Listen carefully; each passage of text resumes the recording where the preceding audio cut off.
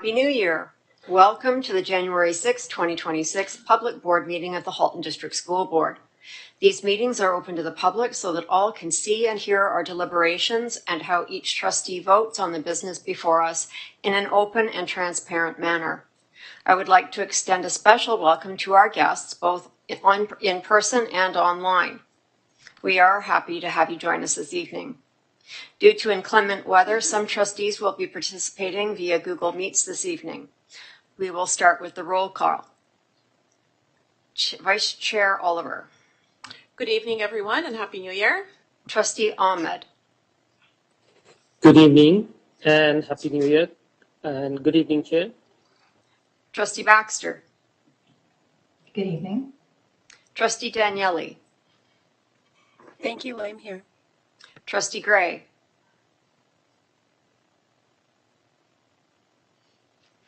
Trustee Horn. Good evening, everyone. Trustee Rocha. Good evening and Happy New Year. Trustee Wibbenhorst. Hi, good evening, everyone. And Trustee Zhang.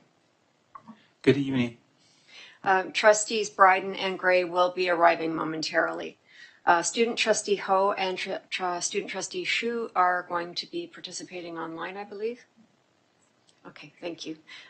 Student Trustee Ho and Shu, are you on and would you like to say hello? Yes, hello and Happy New Year. Yes, good evening and Happy New Year. Thank you very much.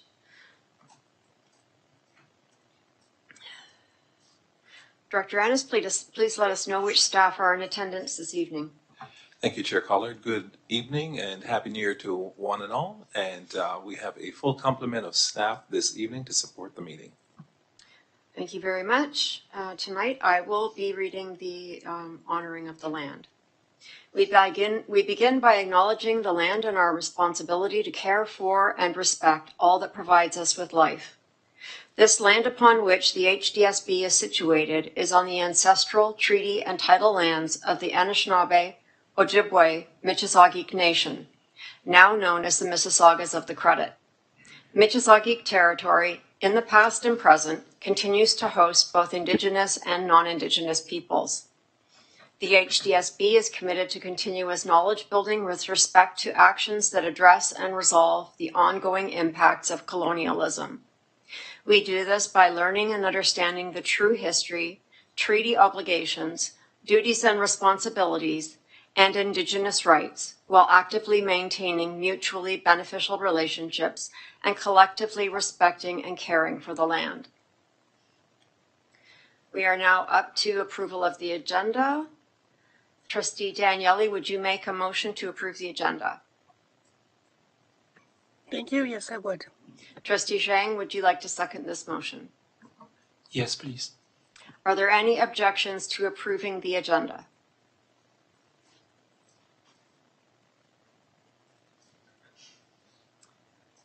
Seeing none, the agenda is approved by unanimous consent. Are there any declarations of possible conflict of interest for this evening's agenda? Seeing none, we are now up to Section 3, Delegations, Presentations to the Board, and I will pass the gavel over to Trustees Horn and Oliver, the co-chairs of the Inspire Awards, to preside over this evening's awards. Good evening, everyone. As you know, each month, the HDSB Board of Trustees takes a moment at the beginning of our board meeting to celebrate the amazing unsung heroes that give so much back to our school community. Tonight, we have 4 awards to celebrate those people who are here who make a difference in the school, as well as 6 which will be presented their awards at the schools. So we will begin by celebrating 4, and I would say wonderful people, but there are actually 2 very large groups as well. 4 people and groups that are going to be here in person to accept their awards tonight from the trustees in the boardroom. And we are going to start off with the Traumatic Events Response Team, and I'm going to pass it over to Joanna to tell you a little bit about them. Thank you. The TER team comprises of Louise Williams, Amanda Bean, Andrea Robitel, Peggy Weber, Laura Clement, Elaine Johnston, Benner, and Stephanie Wallace. This team distinguishes itself through its compassionate and responsive approach when supporting school communities in crisis. During the most devastating moments a school can face, the team provides calm, steady guidance and an unwavering presence. By immediately making themselves available, they ensure staff, students, and families feel supported and cared for. Their approach fosters a sense of connection and reassurance, reminding the community that they are not alone. This nomination recognizes the contributions of the specific TERT team members who were directly involved in providing support during a recent event. The impact of these TERT team members' support was both meaningful and transformative. Through empathetic guidance grounded in best practice, they equipped staff with the language and confidence needed to navigate incredibly difficult conversations. This support enabled educators to respond with compassion and clarity, strengthening emotional well-being across the school community. Through their professionalism, courage, and care, the TERT team leaves a lasting impression, exemplifying the values of connection and service that defines the Inspire Award. And it is my honor that we present this award to the team.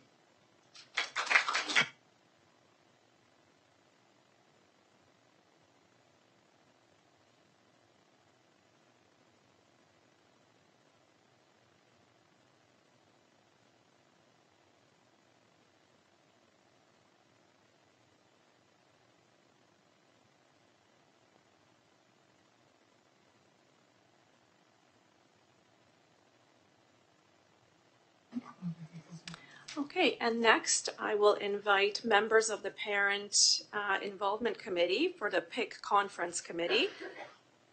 And that's Laura Tripp, Jennifer Sivit, Arij Ghazal, Sedan Yesladog, Sherry White, Riza Al-Chaudhry.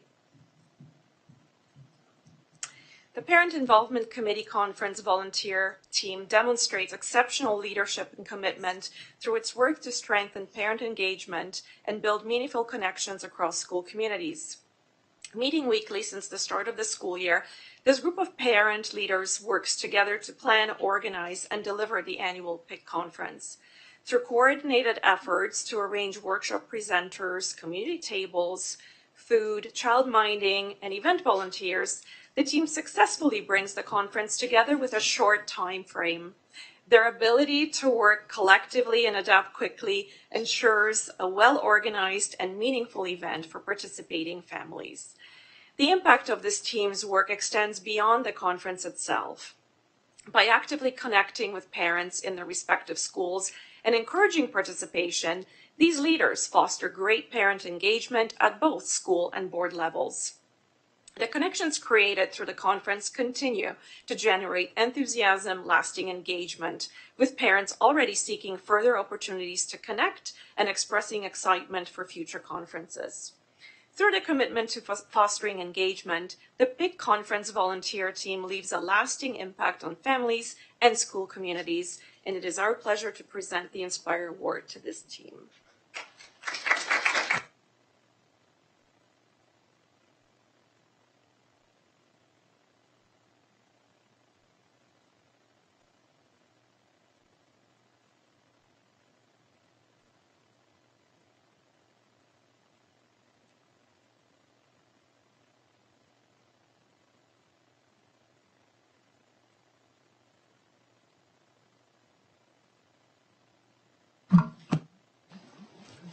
All right, next up we have a group of students from White Oak Secondary School representing the Limitless Learning Initiative. So I'm going to ask Prisha, Nabira, Kashul, Mia, Methili, please tell me if I'm pronouncing it wrong, and Hiram up to accept their award on behalf of the team. And this is being presented by Vice Chair Oliver.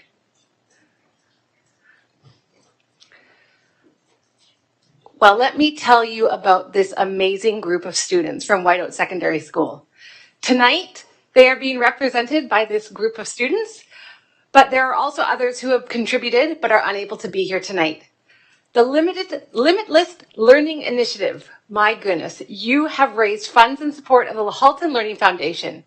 You have invested countless hours to host fundraisers both in school and in the community and have gone above and beyond to support the HDSB families in need of financial support. The idea for your group came when two student leaders, Prisha and Nabira, had since grown from their idea and has grown to now include 10 dedicated students. You have hosted fundraisers at school and in community locations like the Farmers Market, Canada Day festivities, and at Bronte Harbert Concert. You discussed the incredible work of the Halton Learning Foundation within their community through the Limitless Learning Initiative. Sorry, you need to say that 10 times fast. Having raised more than $2,000 for the Halton Learning Foundation, you should be so proud of the positive and lasting impact on the recipients of the grants from the Halton Learning Foundation. Furthermore, through promoting the work of the Halton Learning Foundation, you have inspired others to donate and support the organization. What amazing work that you should be so proud of. Congratulations.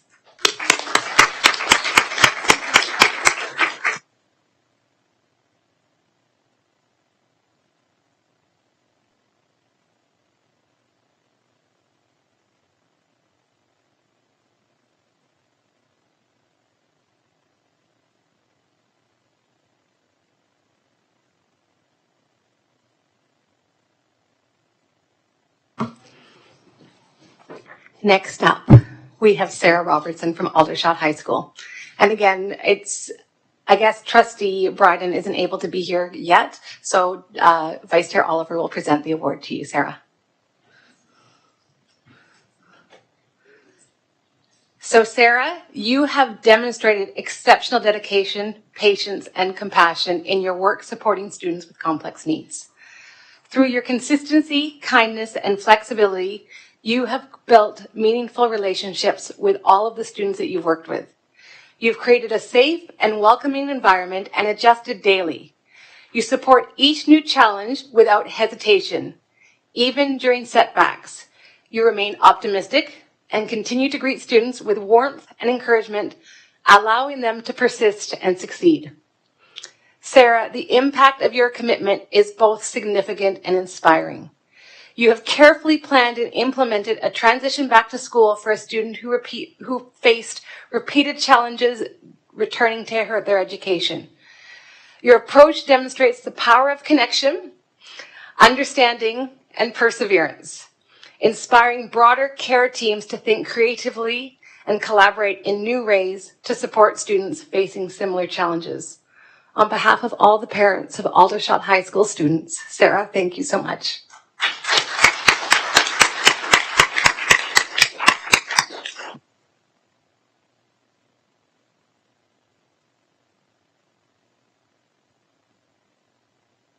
Congratulations, Sarah.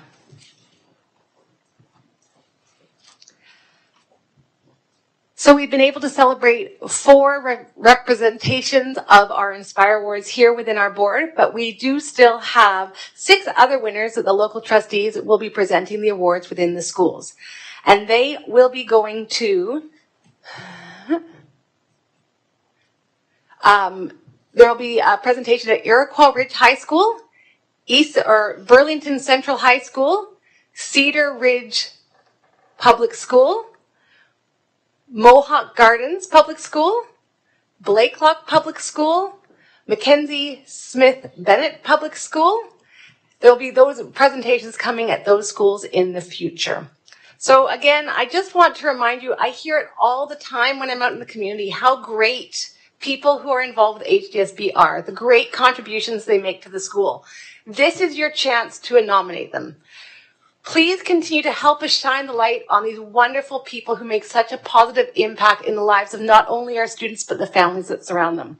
Please visit the HDSB website and submit a nomination today. I just want to quickly make a quick note on this. I bumped into one, I guess she was a teacher, and she said to me, I am making it my goal to nominate a new person every month, to try to find somebody special to nominate every month. And I encourage you as well, because I know how many great people are out there, and it's really great to be able to celebrate them. So thanks everyone for coming, and enjoy the rest of your evening.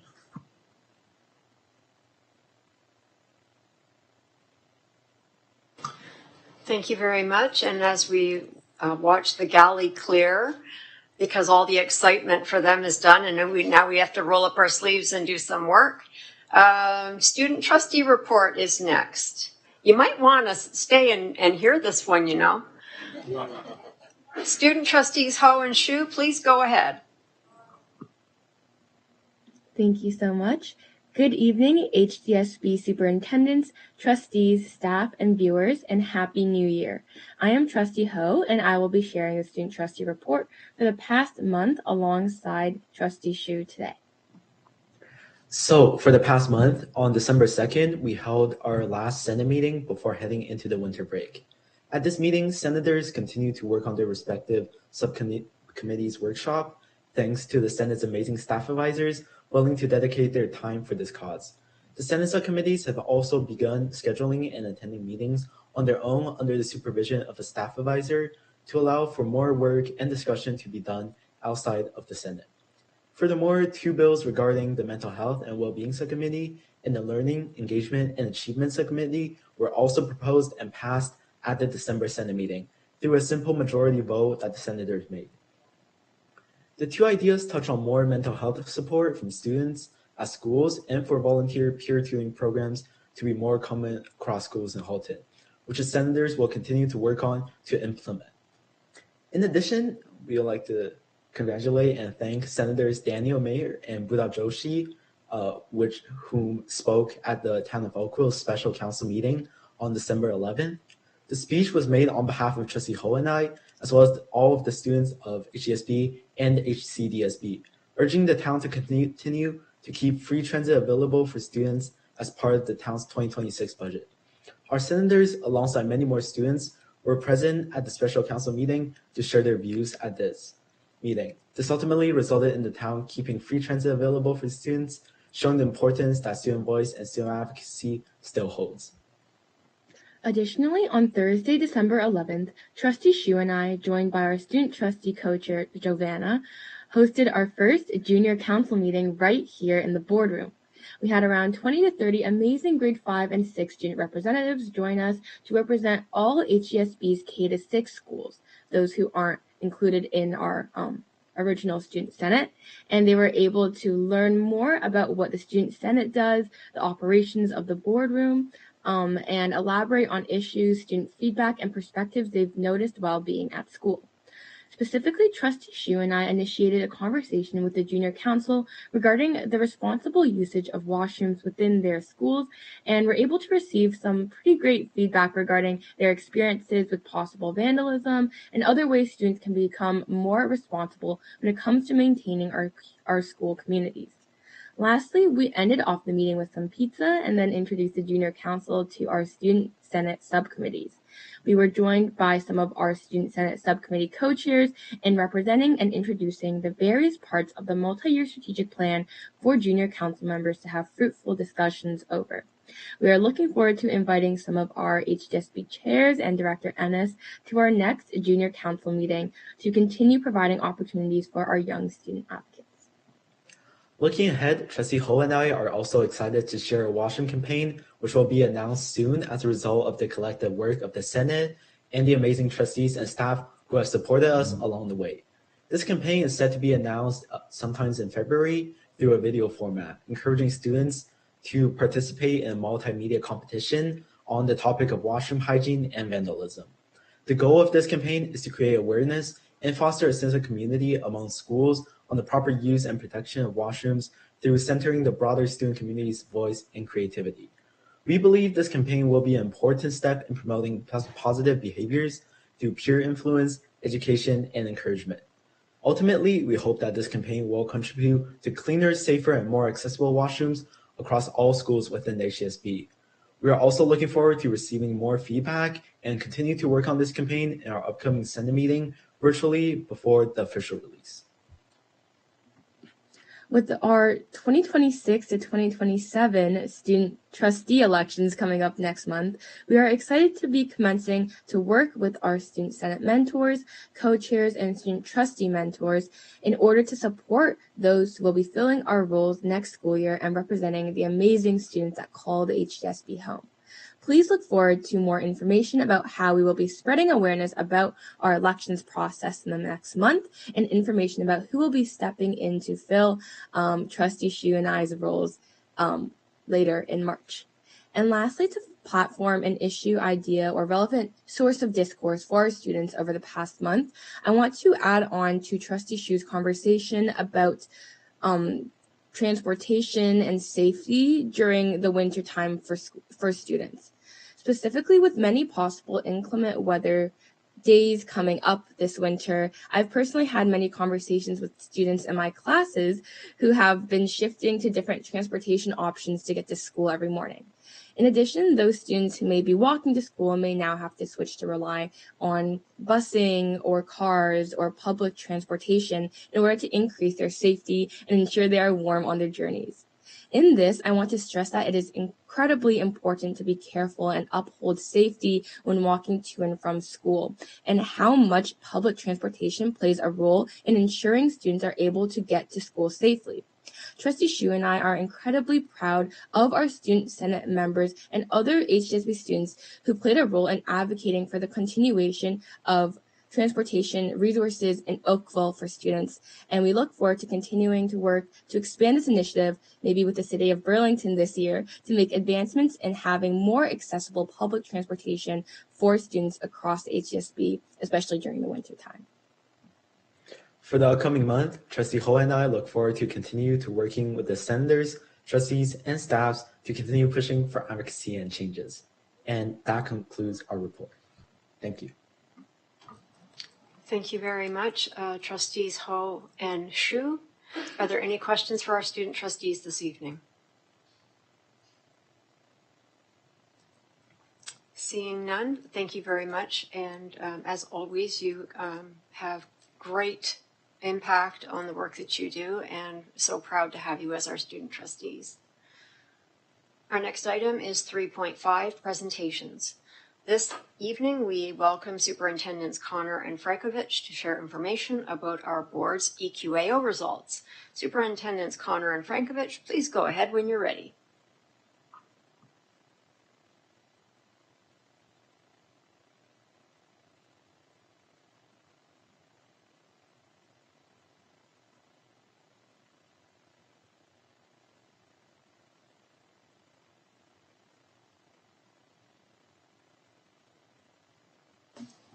Good evening, trustees, and Happy New Year to everyone here in the boardroom and online. In your agenda package for tonight are the EQAO results for the 2024-2025 school year.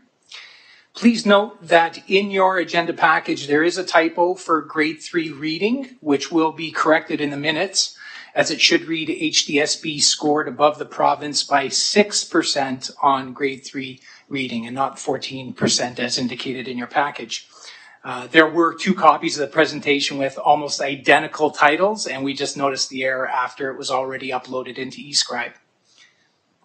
Tonight, we will share how we did as a board in comparison to the province before providing summary comments regarding our EQAO results. You will see that in grade 3 reading and writing, we scored above the provincial average by 6%. In grade 3 math, the Halton District School Board scored 7% higher than the provincial average. Our grade 6 students also achieved results in reading and writing that were 6% above the provincial average, with 92% of our students achieving level 3 or 4 in reading and 91% achieving level 3 or 4 in writing. For math, we scored 11% higher than the provincial average for grade 6. Our grade 9 math results were 16% higher than the provincial average, with 74% of our grade 9 students achieving level 3 or 4. In grade 10, the percentage of HDSB students who were successful on the OSSLT exceeded the provincial average by 6%, with a success rate of 91%. The 2024-2025 school year saw grades 3, 6, 9, and 10 students in the Halton District School Board continue to score above the provincial results in reading, writing, and math. In each of these assessments, the Halton District School Board exceeded the provincial results between 6 and 16%, demonstrating the exemplary results of the school board. Provided as part of the board package to you this evening is a number of additional slides capturing a comparative analysis of benchmark data to current year data for both the school board and the province, with the benchmark data representing the 2-year average for the results for the 22-23 and 23-24 school years. Additionally, included in the board package is a number of slides providing a comparative analysis of benchmark data to current year data capturing the achievement results for HDSB elementary and secondary students with special education needs, excluding students with gifted identification. Please note we have intentionally focused our attention and analysis on the results of the school board over time, as well as have provided a comparative analysis of the achievement results of the Halton District School Board and the province. We have not provided an analysis of the HDSB school board and surrounding school boards, given the range of unique and contextual factors that we know exist within and across school boards, which will require deeper analysis and evaluation. In reviewing the comparative analysis of HDSB benchmark achievement data to current year data for both the school board and the province, this longitudinal data demonstrates a slight decrease in achievement between HDSB benchmark data and current year EQAO data in grade 3 writing of 2%, in grade 6 math, and grade 10 OSSLT of 1%. For all other achievement areas, however, including grade 3 reading, grade 3 math, grade 6 reading, grade 6 writing, and grade 9 math, this longitudinal data demonstrates an increase of achievement between the Halton District School Board benchmark data and current year EQAO data from between 2 to 4%. In regard to the achievement results for HDSB elementary and secondary students with special education needs, excluding students with a gifted identification, we are incredibly proud of the notable improvements in achievement for these students. As shared in your agenda package, the Halton District School Board continues to exceed the provincial results for students with special education needs, but particularly compelling is the significant increase in achievement for HDSB students with special education needs when comparing HDSB benchmark data and the current year EQAO results. Although the results for grade 3 writing remain stable, in all other achievement areas, there has been an impressive increase of 2 to 9% for this group of learners when comparing HDSB benchmark data and current year EQAO results, far exceeding the longitudinal data for the province and demonstrating positive gains in narrowing the achievement gap and improving the achievement of our students with special education needs. Although we are very pleased by these results, we continue to recognize the need for ongoing work and attention to continue to improve the achievement outcomes for our students with special education needs. Please know that although this report is shared by the Elementary and Secondary Program Department, improvements in instruction delivery and student learning is attributable to the ongoing and rich collaboration between several department areas, including the Program Department, the Human Rights, Equity, and Inclusive Education Department, the Special Education Services Department, and the Indigenous Rights and Education Department, with a continued focus on high-impact instructional strategies, tiered literacy interventions, culturally responsive and relevant pedagogy, universal design for learning, and differentiated instruction. School and board improvement plans continually center the needs of each learner in the improvement of student achievement, and we are grateful for our system leaders, school administrators, and teachers who demonstrate each day the deep commitment to improving student learning and achievement across all grades and instructional areas. We welcome questions or comments that you may have for us this evening.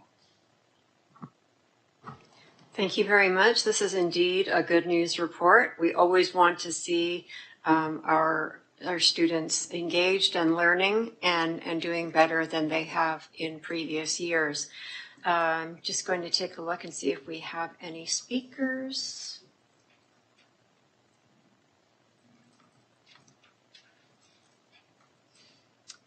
I don't see any speakers to this item. Oh, Trustee Horn, go ahead. Thank you, through you, Chair. So this is kind of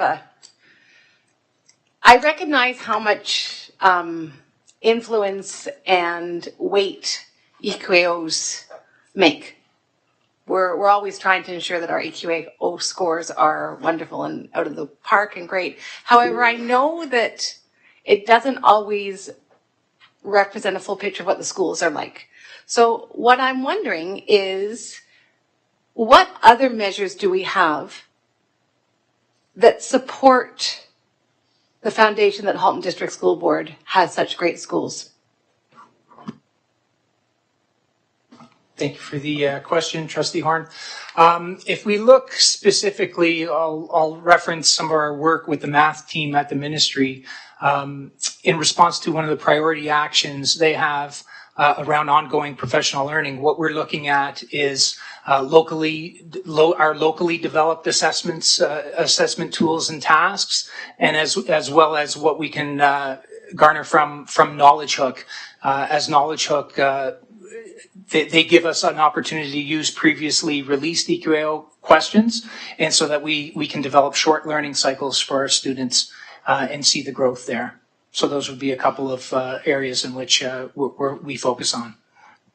Yeah, and I think it's a terrific point that you raise, Trustee, around really EQAO is snapshot data. It captures a picture of time of a group of students.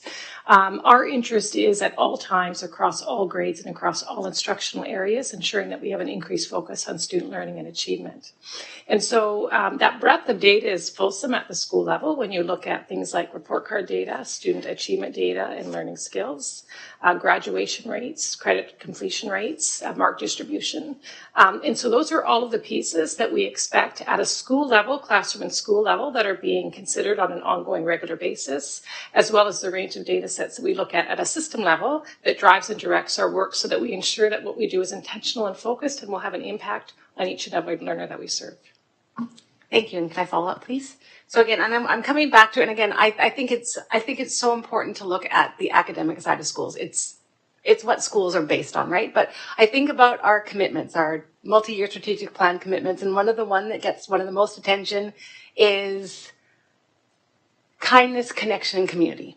So what I'm wondering is, do we have a sense, or do we have a measure, or is there a measure out there that's able to get that somehow? Because again, I know we're looking at how are we trying to bring our students into our school? How are we trying to make sure that schools in Halton are a first choice for people within our communities? So have we looked at, or have we found a way to measure that piece?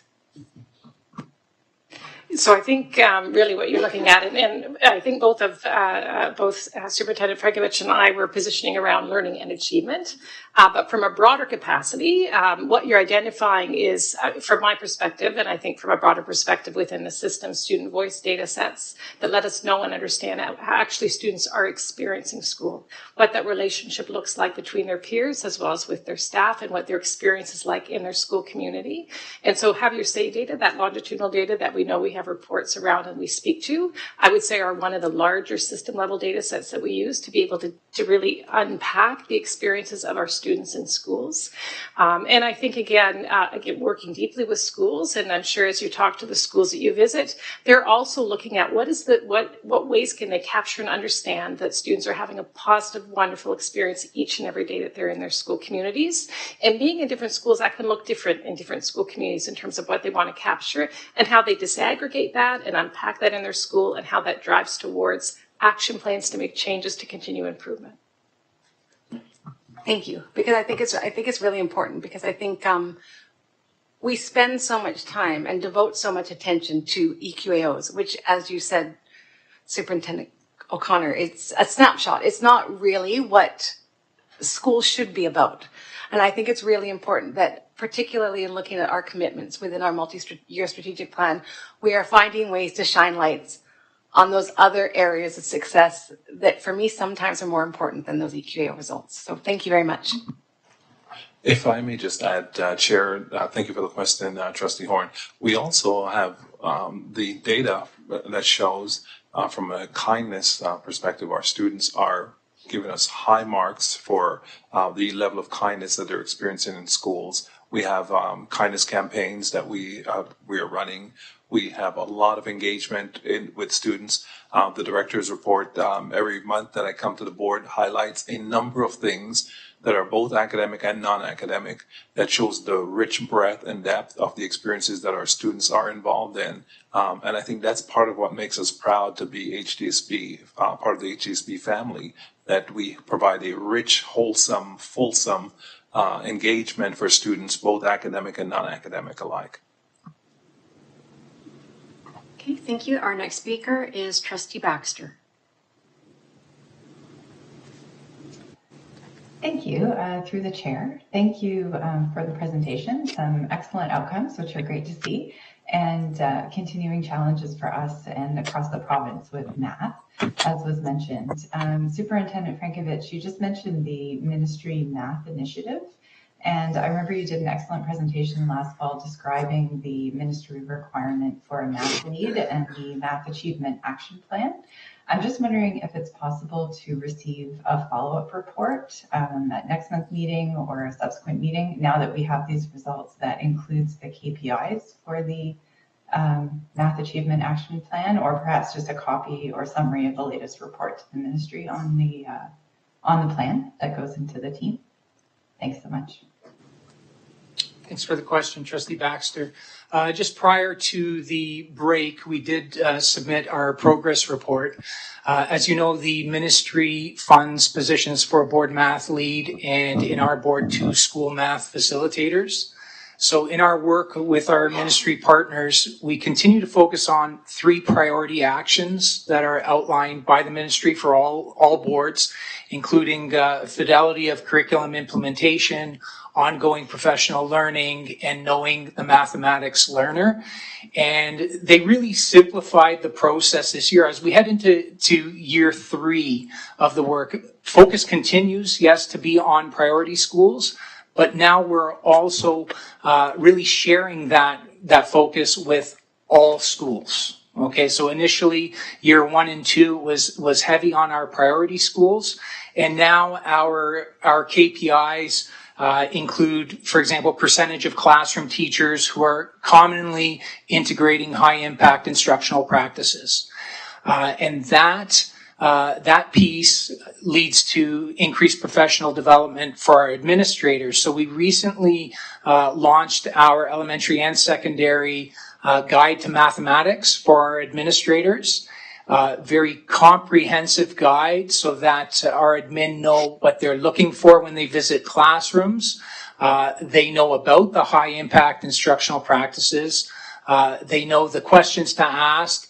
And through surveys we're getting from educators and from our administrators, our next steps in terms of central professional development opportunities that we need to provide for the system. Thank you. We will now move to Trustee Gray. Thank you very much to Superintendent Frankovich and Superintendent Connor. These are indeed excellent results for the 24-25 school year. Now, on to the 25-26 school year.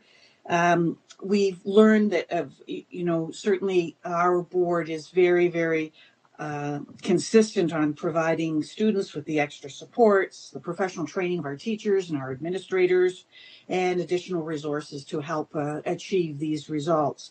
I'd like to know that for your comments, please, for the 2025-2026 year that we're currently in, would you comment on the provincial funding that's been provided to ensure that the factors contributing to the action plan that we have in place to improve performance is actually being provided? I worry when we talk about our funds and the shrinking funds and the lack of funds, that this is one area that may be impacted by this. So I wonder if you could comment, have we achieved or have we received sufficient funding to be able to support our action plan? Thank you for the question, Trustee Gray. We do continue to receive funding, for example, in literacy. the exact amounts for 17.3 IRTs to support in primary reading. And as mentioned, for the work in math, all boards receive funding for a board math lead. And in our board, based on results, we do have 2 school math facilitators. We also supplement that through a great partnership we have with Knowledge Hook, which is one of the digital math tools being widely used throughout the province. And through their ability to raise funds, we've benefited from that.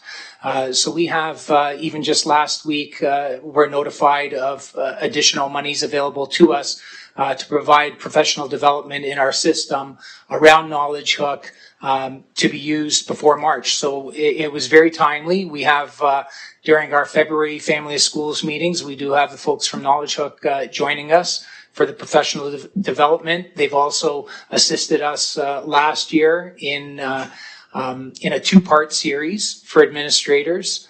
And so we look at those additional opportunities to access funding, but we do continue to maintain that same level of funding specifically around IRTs and literacy and our school math facilitators in math. So just as a follow-up, in year over year, have we in fact received increased funding to support this growth in performance, or is it because we have funds that are outside coming in from the community that actually helps us to achieve these goals? Thanks again for the follow-up.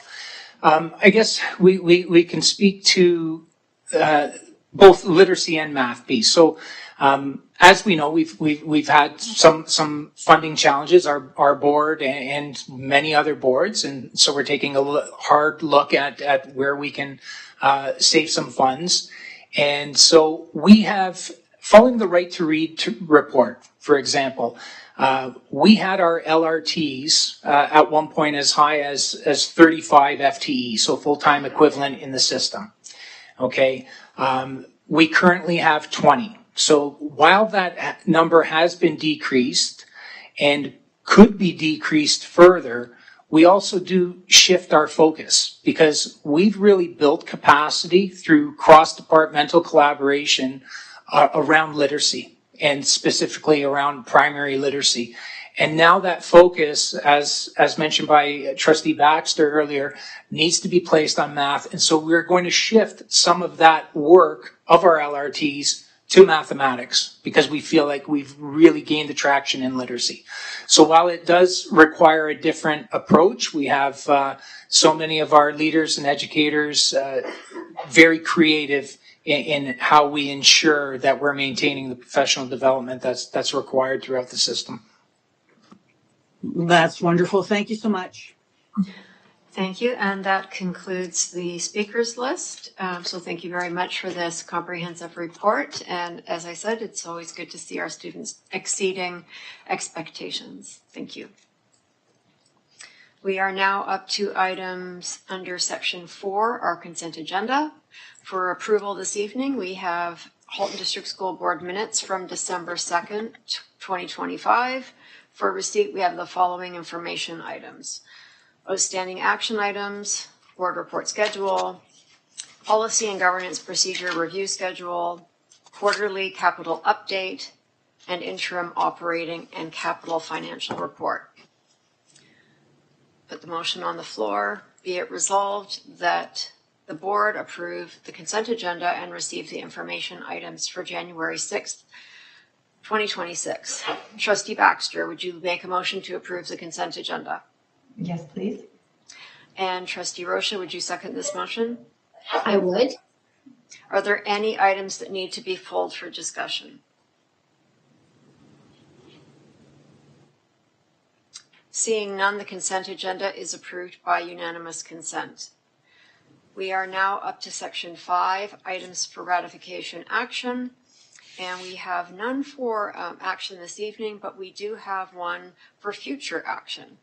School year calendar 2026-2027, report 2510-150, submitted by Associate Director Petco.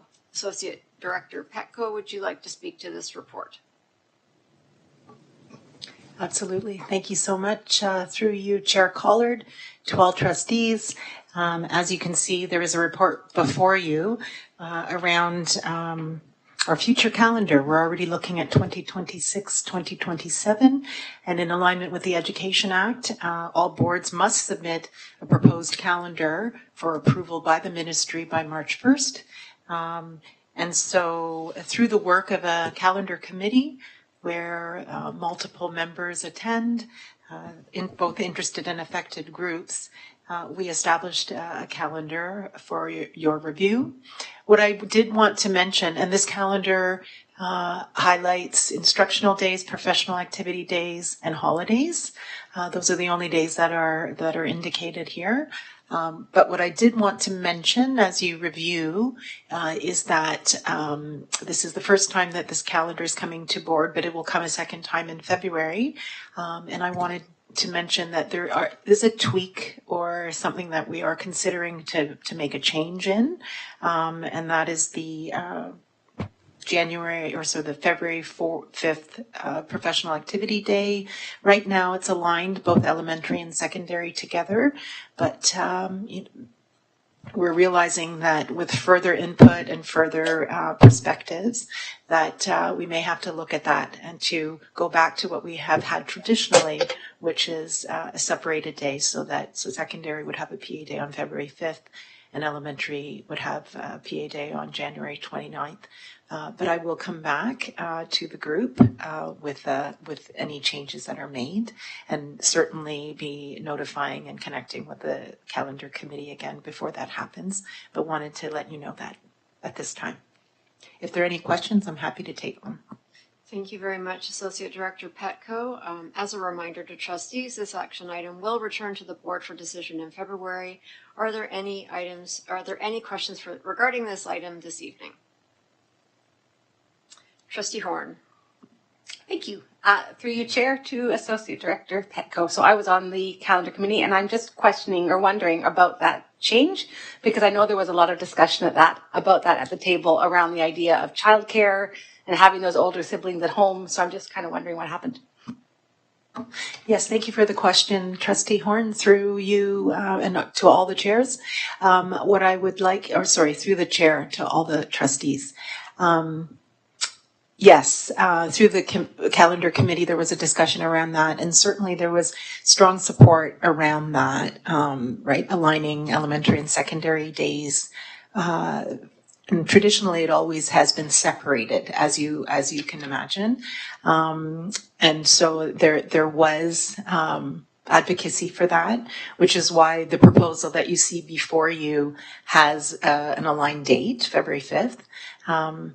But as we delved a little bit deeper just around some of the transportation costs that might be incurred if we are not in alignment with our coterminous board, and you can see there is a note in there that is something that we consider, because there is a cost involved. And given the context that we're in around budget and all the the considerations we're having around it, I think it's prudent that I look at it more closely, given the feedback, because there will be a cost incurred for us not being aligned with our coterminous board. And so that for now is what I can explain. And I continue to gather further feedback, though. I hope that answers your question. It kind of does, but I'm just going to follow up, because I think when I look at that and I think about the cost incurred, so what we would be doing is passing that cost on to families.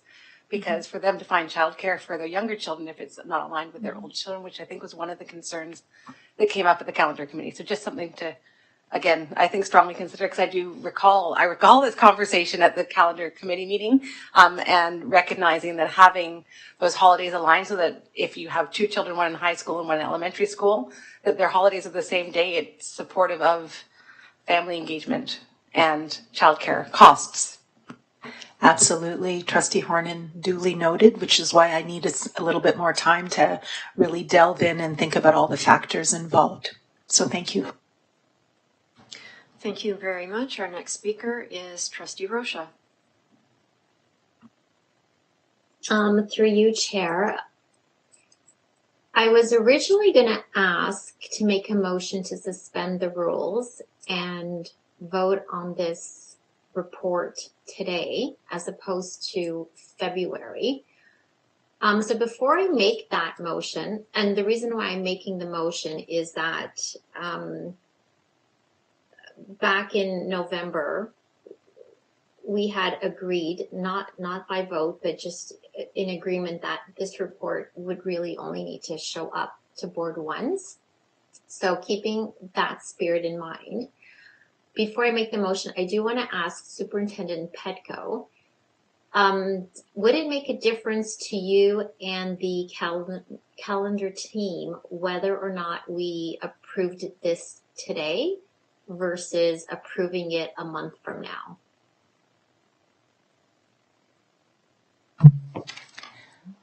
Thank you for the question, Trustee Rocha. Through you, Chair Collard, to all trustees. I think that given that between the time of putting this proposal forward in the package and now, there are some factors that I think I require some further thinking and communication and collaboration at this time, that it would be most helpful, Trustee Rocha, if we could bring it back in February. That leaves us plenty of time for the March 1st deadline. So I would greatly appreciate that time, but I'm, at the will of the board and to Chair Collard around this. Okay. Okay, so based on that, I will not be making a motion to suspend the rules. Thank you. Thank you, Trustee Rocha. And back to second time speaker, Trustee Horn. Thank you. No, my question was in response to Trustee Rocha's, but it's okay because I just couldn't understand how we could vote on something if decisions hadn't been solidified yet. So thank you. Thank you very much, and thank you for your report, Associate Director Petco. We will see that again in February. Now we're up to communication to the board, and our first item is 6.1.1, 2025-2026 Revised Budget Estimates, Report 25151. And I would invite Superintendent Ngoy to come to the speaking presentation desk.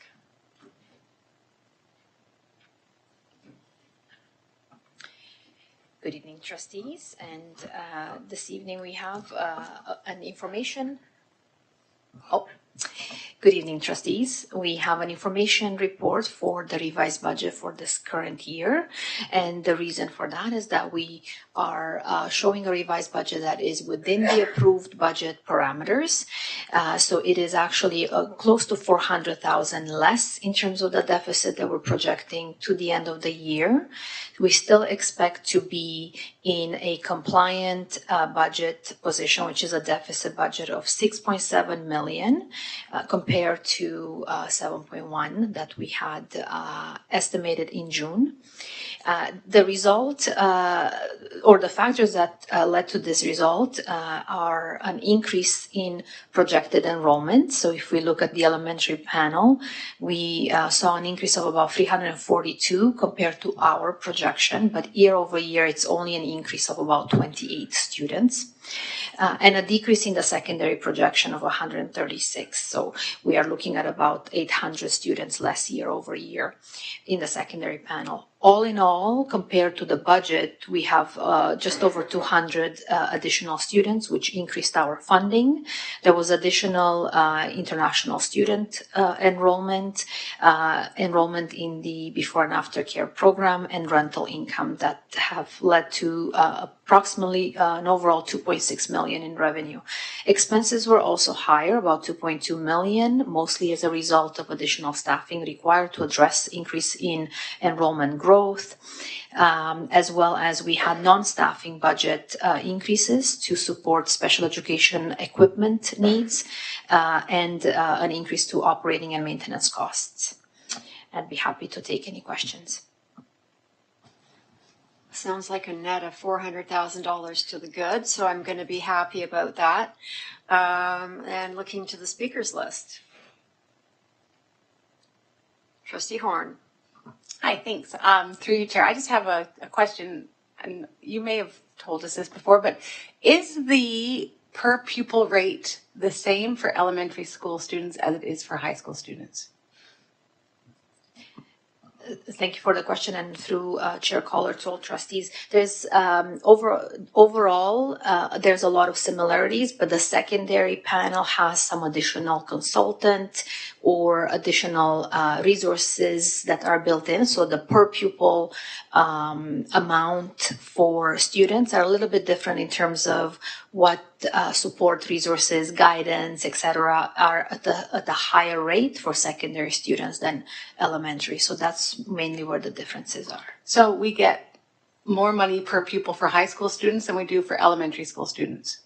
There's a couple of addition categories, but overall they're very similar. Okay, thank you. Thank you. Seeing no other speakers, thank you very much for bringing this report, and it sounds like this has been a good news evening. Now we will move on to the director's report, and I expect more good news. Thank you so much, Chair College. You're absolutely right. That's the only kind of news I bring. But I just wanted to highlight, of course, and thank our staff for the great work that they continue to do around the focus on our commitment on learning, engagement, and achievement, as Superintendents Connor and Frankovich highlighted for us this evening. We are doing exceptionally well as a board, and that's something that we ought to be very proud of. I want to thank all of our staff, whatever capacity they serve in, for their contribution to this outcome. Something that I would like all trustees and the public to know is that as a senior team, we believe that everyone who works in the Halton District School Board supports the learning, engagement, and achievement of our students, regardless of their role. And so we want to thank everyone for that contribution. And we're indeed proud. We know that it's a snapshot and it's but one marker, but it's a very important one, and one that holds a lot of cachet in terms of public confidence. And for that, we're grateful. And there is the budget consultation process for 26-27. I don't believe that Superintendent Ngoy has had as much consultation as she has had this year towards this budget. It is an enormous amount of work. I want to thank her and her entire team for the great work that they're doing in hearing voices. And they've had so many meetings, it's really hard to quantify.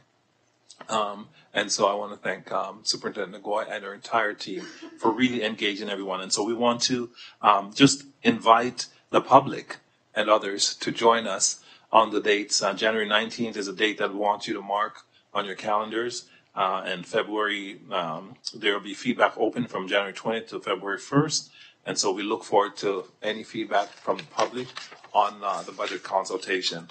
Indeed, it's been a very collaborative process. Our T. Blakelock High School student attract investors with innovation designed to protect marine life. It seems like every month that I come, we are hearing more innovative ideas from our students who are just taking the opportunity to build and to explore and to create and to think outside the box. And these 3 grade 11 students from T.A. Blakelock are earning widespread recognition for their project designed to reduce accidental shark capture. I mean, I would be very interested to know what prompted them to start this particular pursuit, which is often the only question I have for our students who engage in such innovative, projects and ventures.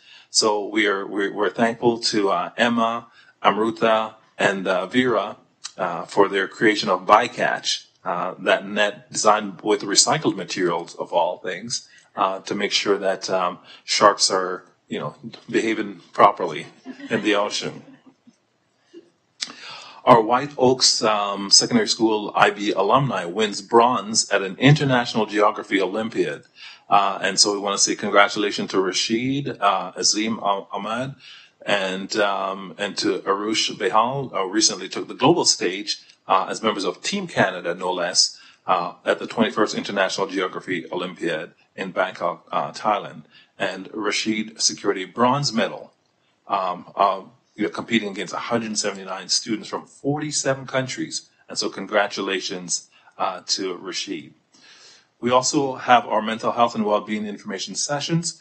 which has always been a staple in our board. One of the things that we do so well is to provide families with information and building their own capacities around how to support students. So we've got executive function in teens, how parents can help students thrive, helping your child build positive relationships and manage conflict, and AI, or well-being in the digital world, and shaping how kids feel about food, mindful language, and everyday action. So lots of choices and opportunities for parents to engage in mental health and well-being, which we're very proud of our mental health and well-being team. Thank you, Superintendent Barnes, and to the entire team for always engaging our community.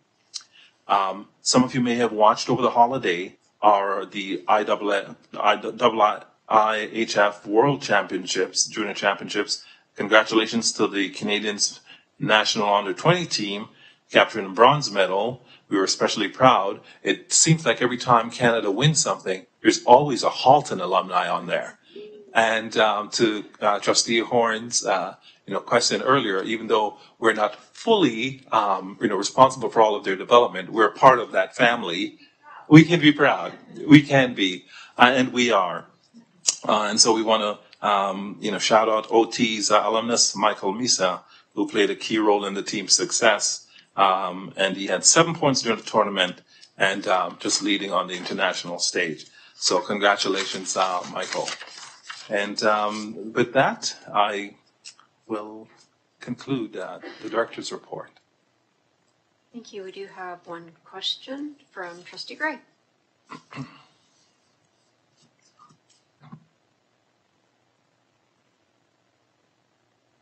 No, I do not have a question. Thank you. Okay, thank you. So seeing no other questions, your report was another good news report. Thank you so much for keeping the trend going. Now we will move on to communications from the chair, and I just have a short report because December was a short but busy month for trustees. We established our new standing committees and began to work in our newly assigned roles during the month of December. We continue to attend professional development opportunities, and I'm very pleased to see several trustees will be attending this year's Public Education Symposium in Toronto. The steering committees for the Burlington and Oakville boundary reviews have been established, and the timelines for those reviews have begun. Many of us also attended special holiday events at our schools, including concerts, art shows, and the gift of giving back, which I could not believe the amount of food they collected. It was outrageous. Sitting in the gym of Nelson High School, just full of food. It made my heart swell, and at the same time, it was a bittersweet moment realizing that there are that many families out there in need. And that concludes my report for this month. We will now move on to committee updates, and from our statutory committees, do we have a report from the PIC committee since the December meeting? I somehow doubt it, but was there a meeting?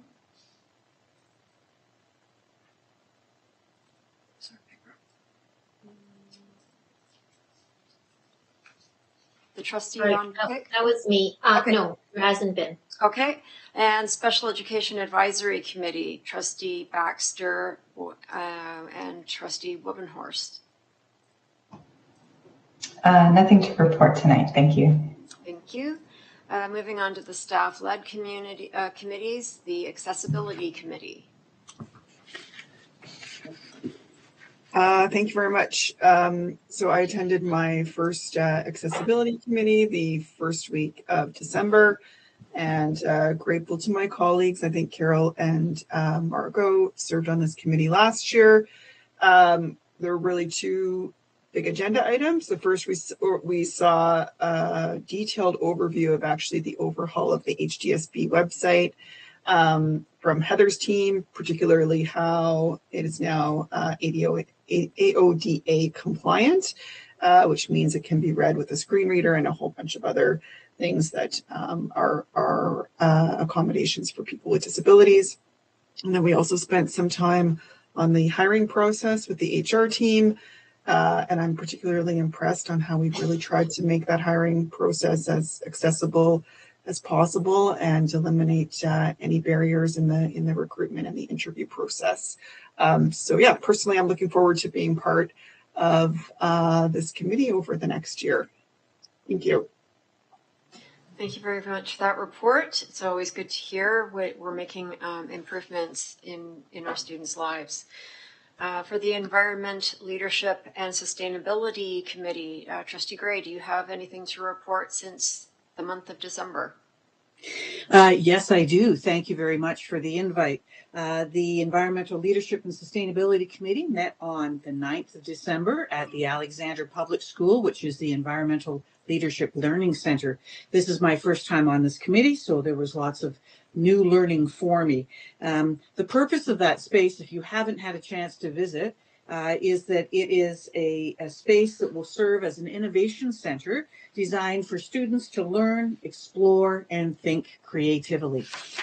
The second part of the meeting, we talked about the growing school interest in eco-schools, and without any advertisement or prodding or whatever, it was reported that 91 schools as of the 9th of December had voluntarily signed up this year, which is a sign of genuine interest and, of course, increased environmental awareness. So we're very, very proud of all of our schools, and many of them are seeking to achieve high standings such as platinum and beyond.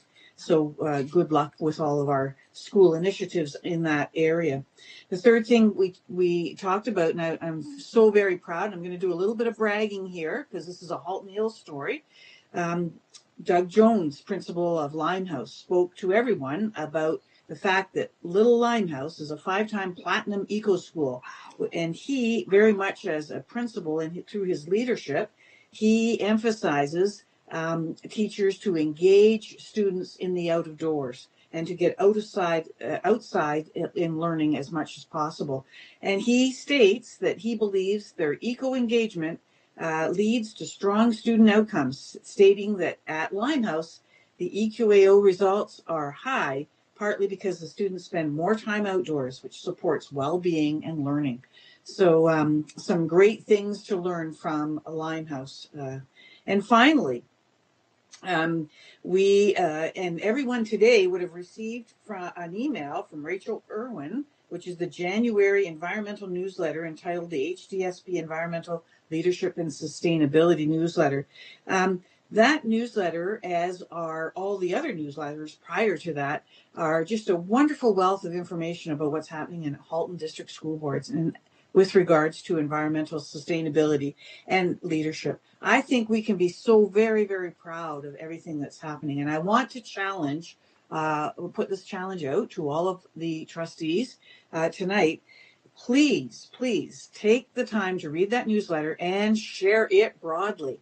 Up here in the hills, I have shared it with the Halton Hills Climate Action Group, and they are so very, very impressed. I've also shared it with the mayor and all of the councillors. I think that this is the type of information that can also just sort of emanate and change positions in our communities. And all of this wonderful work is just very, very nicely highlighted through the newsletter. So if you get a chance to spread this newsletter out into your community and help others to understand the wonderful things that are happening in Halton District School Board with regards to environmental leadership and sustainability, please do so. That concludes my report. I can hardly wait till our next meeting. Thank you. Thanks so much. I love your enthusiasm, Trustee Gray. Our next committee is the Human Rights Equity Advisory Committee. Trustees Baxter and Zhang, has there been a meeting since the 2nd of December? No, there has not been a meeting since. Okay, thank you. And the Mental Health Strategy Advisory Committee, Vice Chair Oliver. Yes, thank you. This advisory committee met on November 13th. At that meeting, members received an overview of the 2025-28 to 2028 mental health and addiction strategy, along with a summary of key priorities and connections to suicide protocol and life promotion learning for board staff. Members then reviewed the suicide protocol and life promotion training rollout. This included a summary of implementation that's taken place since September 2024 to present time, and a review of current structure of training. Members were then asked to provide feedback through small group interactive discussions to help shape future suicide training, with emphasis on training frequency, format, and content relevance. Finally, as Director Ennis referenced in his report, there's a number of great, very informative mental health sessions coming up this month and early February. So please refer to the HDSB Mental Health and Wellbeing Information Sessions webpage, and please join as they are really truly informative, empowering sessions. Thank you.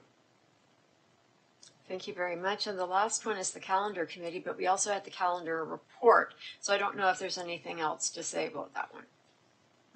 I don't know that there's too much else to report, but we met just prior to the winter holidays and had some really great discussions and took into account a lot of the feedback we've received from emails from parents throughout the year as to why we have done things the way we have, and use that to inform our approach to this calendar.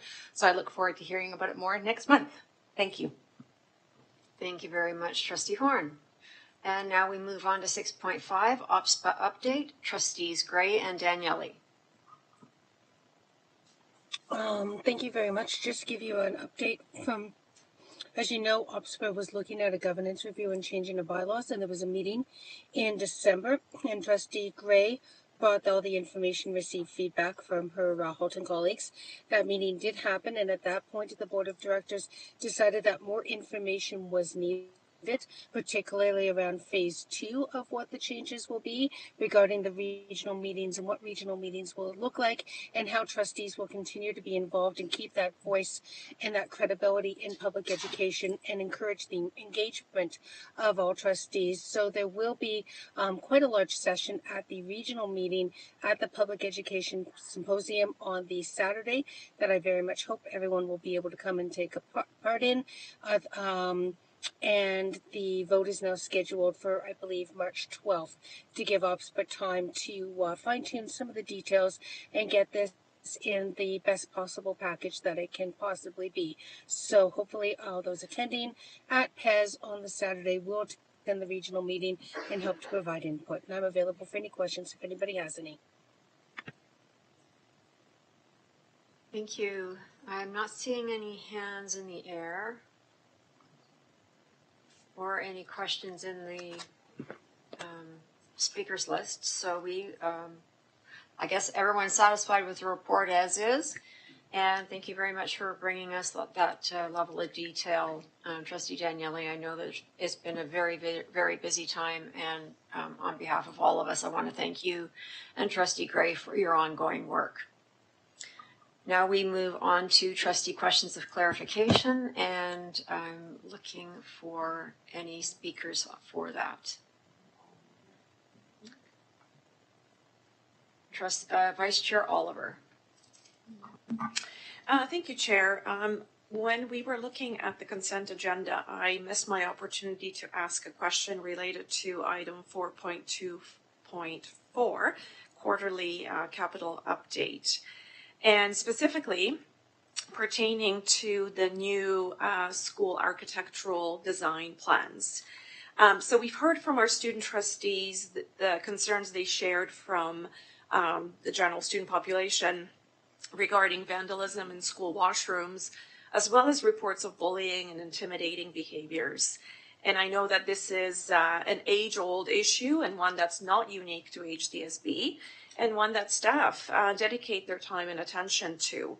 So given what we know about the impact and importance of washroom design to facilitating staff oversight and in preventing, hopefully, undesirable behaviors, can you please, Superintendent Gaudet, can you please reflect on any changes that have been made to the new school designs that would maybe help to alleviate some of the washroom issues that we see?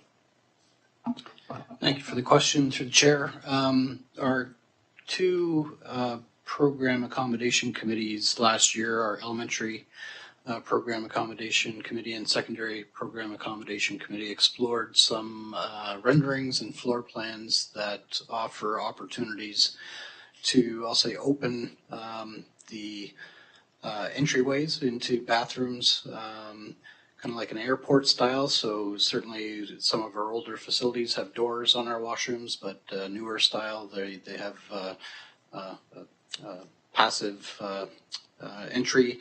There's no doors, there's no barriers other than sight lines. And so we're looking to modify that potentially even further to open up the sight lines, and with that will provide additional privacy with the individual stalls. So we're moving away from I'll say urinals and moving more towards a standard water closet with walls and a door.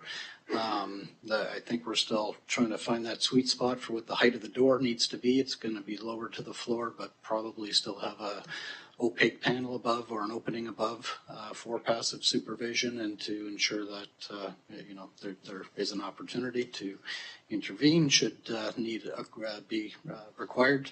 But the intent of the opening of the entryway, bringing the wash basins forward, will hopefully enable more passive supervision approaches with our washrooms not being so difficult to supervise.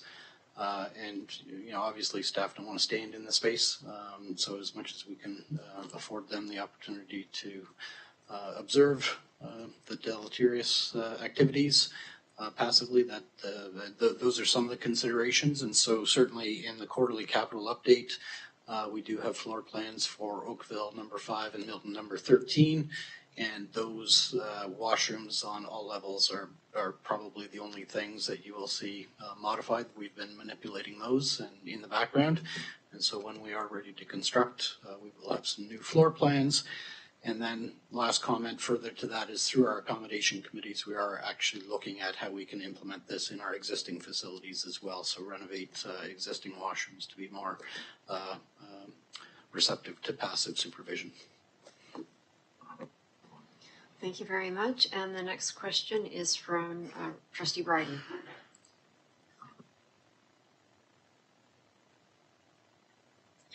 Thank you. I was turning my brain back on the question of PA days in alignment with our coterminous board. And I follow the principle that when one board takes an action that incurs additional cost for HSTS, that board is responsible for it. But in this case, I'm unclear what's considered base case? How is base case determined? If both boards are setting out to choose calendars, what is considered a deviation as opposed to saying we want this, we want this? Why would one choice be considered the default?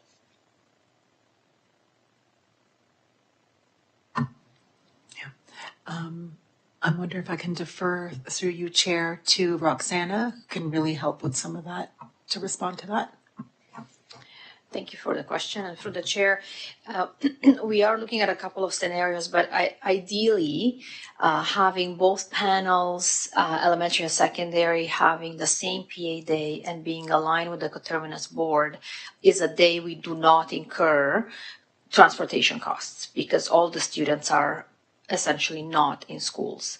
If we don't align with the coterminous board, then we are incurring some additional overhead, I should say, cost, because there's a cost to starting the buses, inspecting the buses, getting them on the road, whether we use them for, 2/3 of the time or 1/3 of the time.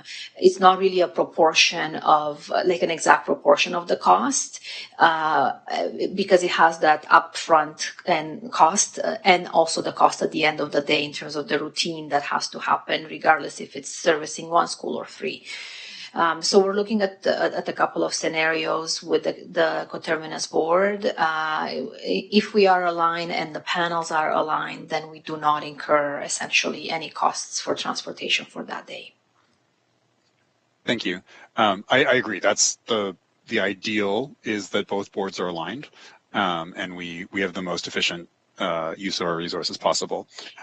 What the question I'm trying to ask is what determines whether we are not aligning with them or they are not aligning with us?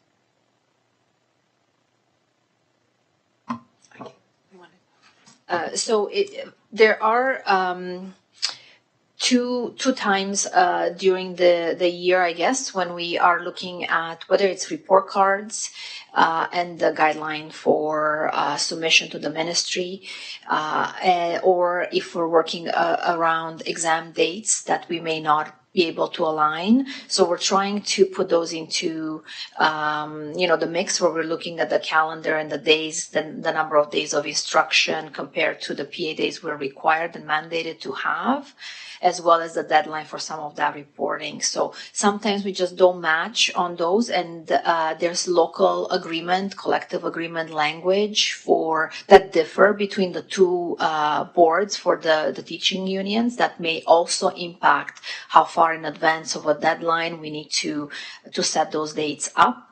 So those are a couple of challenges we have to work with. And as Associate Director Petco would tell us, there's 7 type of years in terms of how those days align. So every 7 years, so we do have one challenge year, which is the one coming up next year. Got that. I'm struggling to get my question across. The question I'm trying to ask is, my understanding is that the board that is responsible for creating a discrepancy bears the cost of that discrepancy. And the question I'm trying to ask is, if the two boards come forward with different calendars, who is responsible for bearing the cost? Is it divided, or do we bear it? And why would we bear it? What's the default case? Why are we different? Thank you for the clarification. No, we do share the cost. So both boards incur costs, but we both incur a little bit more than what we would incur on a typical day when we have joint deficiencies. So we would incur our proportion of that cost on the day that we are running buses and they're not, and vice versa. So not being aligned is a cost to both boards. Thank you. Okay, and Trustee Horn. Hi, and I think, thank you through you, Chair. This is sort of piggybacking on what Trustee Bryden was saying. So when we aren't aligned, and who, I'm trying to say it in a way that doesn't, who bends first? Like who, do you know what I'm, so we want this, the Catholic or Coterminous Board wants this. How do we determine who's going to give? Like, is there, like, that's my question. Through you, Chair, to all trustees. The way I'm going to answer that may not satisfy your question, but I'm going to try with 2 things. One is both boards, so my counterpart will come forward with a proposal based on each of our committee's discussions. And as you said, there are some compelling reasons and rationale for a certain way a calendar will land. We have ours as a board, and our coterminous board has their compelling rationale as well. There are factors for both boards where they're immovable. They're strict parameters. As mentioned by Superintendent Nagoy, it could be part of an agreement, collective agreement. It could be something. It could be because the coterminous board has religious holidays observed that we may not be observing. For example, these are just all examples, and we may have our factors that are immovable. Then the challenge becomes, and the goal then is that we work together to see where we can align and where we absolutely will not be able to align. And then, so really the question I think I'm hearing is, at what point do we make the decision that we will stay where we need to stay because our committee rationale and factors are important to us, and we aren't going to move on it and incur the cost. And those are the factors that I'm weighing. So I'm hearing the desire for families to align for elementary, secondary.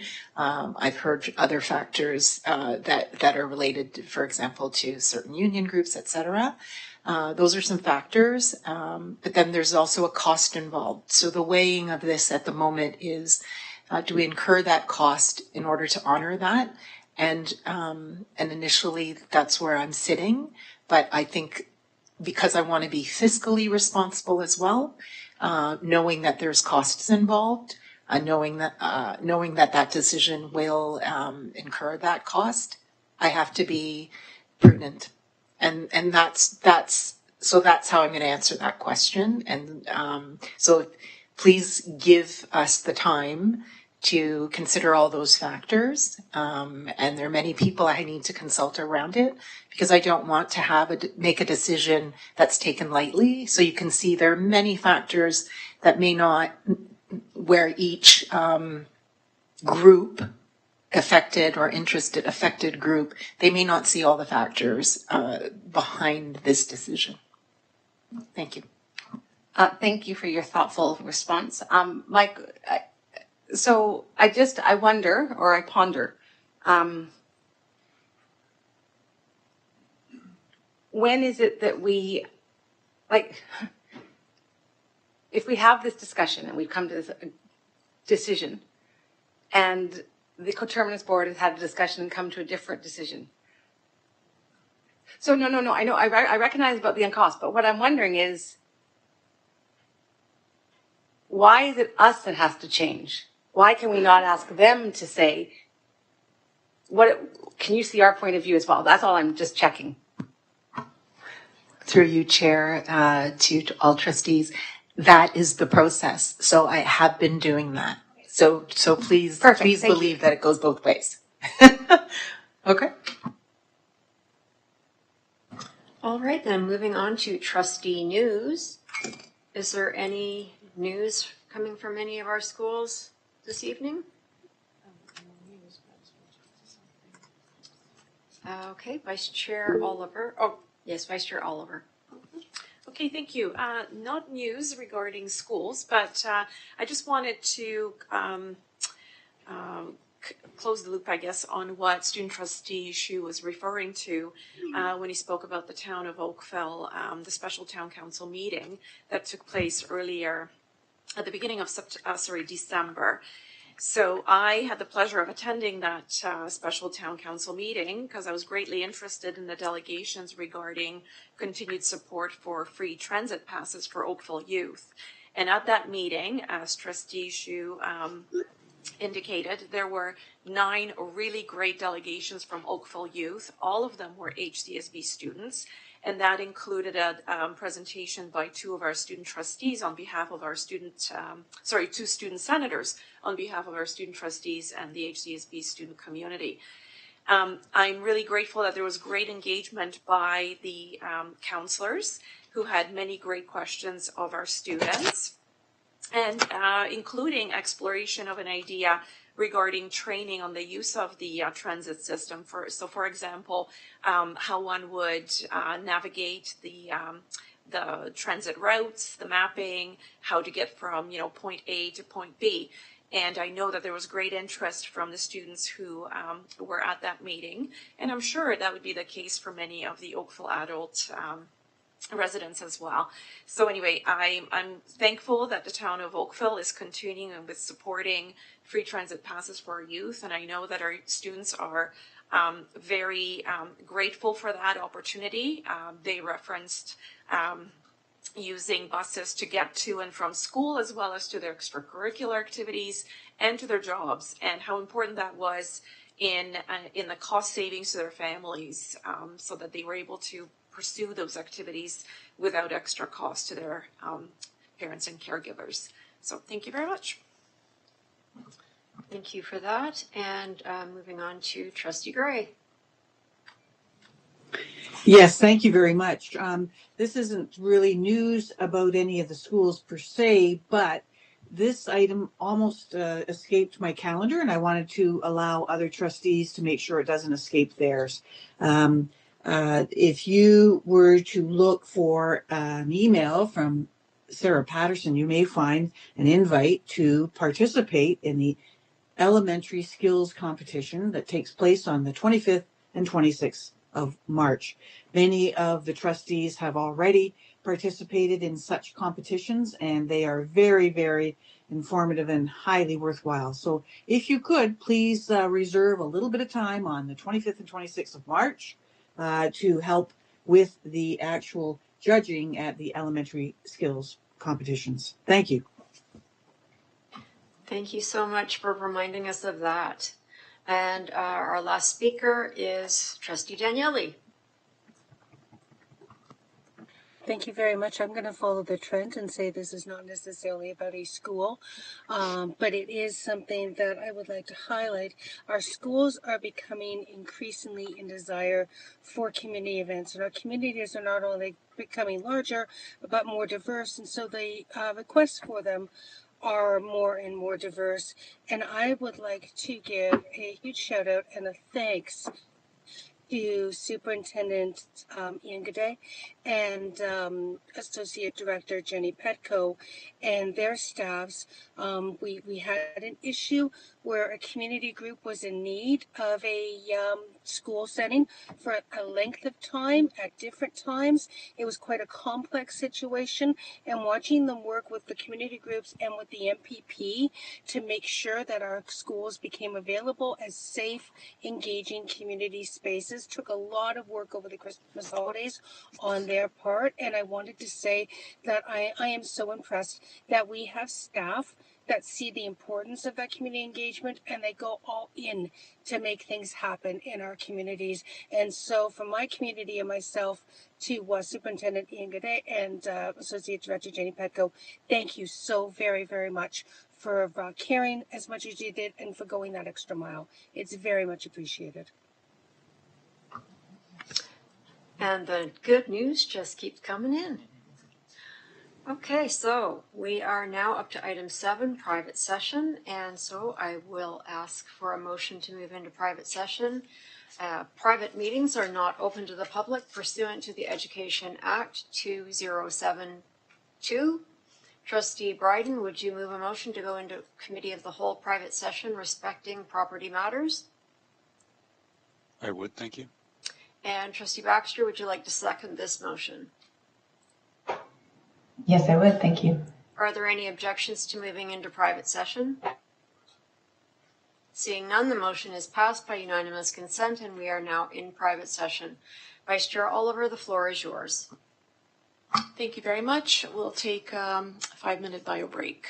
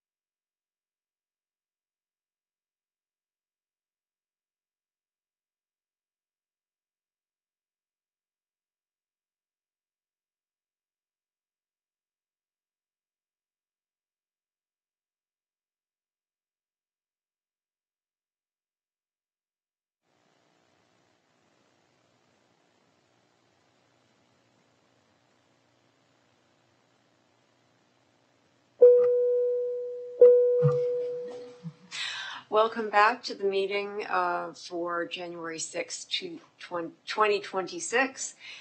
We are now back in public session, and we move on to item 8.0, approval of business transacted in committee of the whole private session. Vice Chair Oliver, do we have any business from private session that requires approval? We have 2 items. The first, be it resolved that the Halton District School Board approve matters from the Committee of the Whole Board private session respecting property matters, private session agenda item 4.1, and I so move. Trustee Bryden, would you second this motion? Yes. Is there any debate? Seeing none, please cast your votes.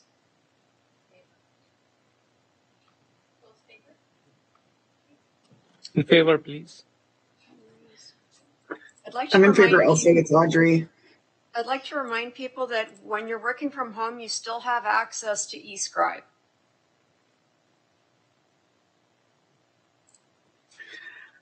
I'm sorry, I closed it down a second ago. Okay, it's all right. Hang on, I gotta find my email. Gray is in favor. I haven't been able to see it come up, the vote on my 2 screens I have going here. Well, maybe you need an update. Oh, okay. That motion's carried unanimously. Is there another item? Yes. Be it resolved that the Halton District School Board approve matters from the Committee of the Whole Board private session respecting property matters, private session agenda item 4.2, and I so move.